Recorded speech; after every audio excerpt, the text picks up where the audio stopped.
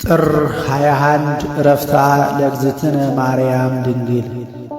ማርያም ማለት ልዕልት ማለት ነው።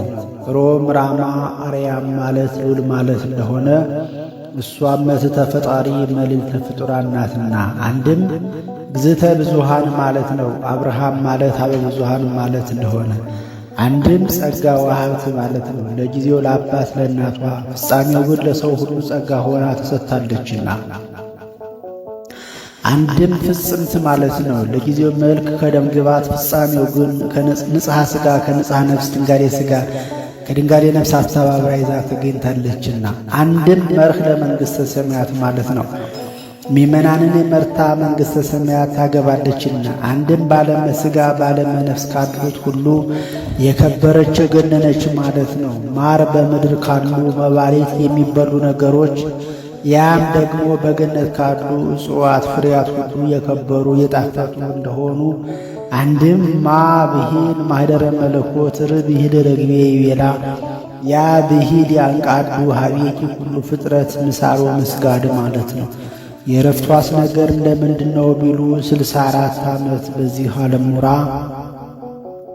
ጥር 21 ቀን እሑድ ቀን ጌታ እልፍ አእላፍ መላእክቱን አስከትሎ መጥቶ እናቴ ሆይ ከዚህ ዓለም ድካም ላሳረፈሽ መጣሁ አላት። ልጄ ሰማይና ምድር የማይወስኑን 9 ወር ከ5 ቀን በማኅፀኔ ተሸክሜ በድንግልና ወልጄህ ሞታለሁን አለችው። በሲኦል የሚሰቃዩ ነፍሳትን አሳይቶ እናቴ ሆይ ሞትሽ ለእኒህ ቤዛ ይሆናቸዋል አላት። እኒህን ከማርክልኝስ ይሁን አለችው። ቅድስት ሥጋዋን ከክብርት ሥጋዋ ለይቶ በቃለ አቅረት በዝማሬ መላእክት አሳረጋት። ደቀ መዛሙርቱንም ከያሉበት በደመና ጠቅሶ ካለችበት አድርሶ እመቤታችሁን ቅበሩ አላቸው። በአጎበር አድርገው ይዘዋት ወደ ጌቴሴማኒ ሊወስዷት ሲሉ አይተው ልጇን ተነሳ አረገ እያሉ ሲያውኩን ይኖራሉ። አሁን ደግሞ እሷን ተነሳች አረገች እያሉ ሊያውኩን አይደለምን? ንዑናዊ ሥጋህ ለማርያም ኑ እናቃጥላት ብለው ተነሱ።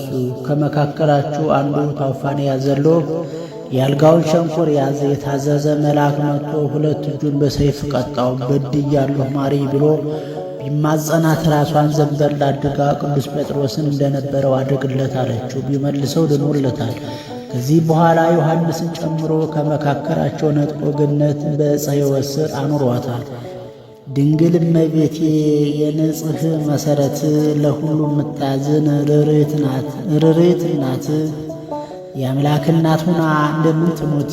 ድንግል እመቤቴ የንጽሕ መሠረት ለሁሉ የምታዝን ርርት እናት የአምላክ እናት ሆና እንደምን ትሙት? ድንግል በሥጋዋ ሞትን ስትቀምሰው ሲዘምሩ ዋሉ ነፍሳት ተደስተው በሞቷ ቤዛነት ከገሃነም ድነው። ድንግል በሥጋዋ ሞትን ስትቀምሰው ሲዘምሩ ዋሉ ነፍሳት ተደስተው በሞቷ ቤዛነት ከገሃነም ድነው። የእመቤቴ ነፍሷን ጌታ ሲያሳርጋት መላእክት ከሰማይ ከምድር ሐዋርያት መጡ እየዘመሩ በጡም ማኅሌት ለሰሚ እስኪመስል የደረሰ ምጽአት። የእመቤቴ ነፍሷን ጌታ ሲያሳርጋት መላእክት ከሰማይ ከምድር ሐዋርያት መጡ እየዘመሩ በጡም ማኅሌት ለሰሚ እስኪመስል የደረሰ ምጽአት። እመቤቴ ማርያም ማልደሽ ከልጅሽ ዕድሜን ለንስሐ ስጭኝ ባክሽ አንቺኑ ነውና ተስፋ ያረግኩሽ። እመቤቴ ማርያም ማልደሽ ከልጅሽ ዕድሜን ለንስሐ ስጭኝ ባክሽ አንቺኑ ነውና ተስፋ ያረግኩሽ። ወስብሐት ለእግዚአብሔር።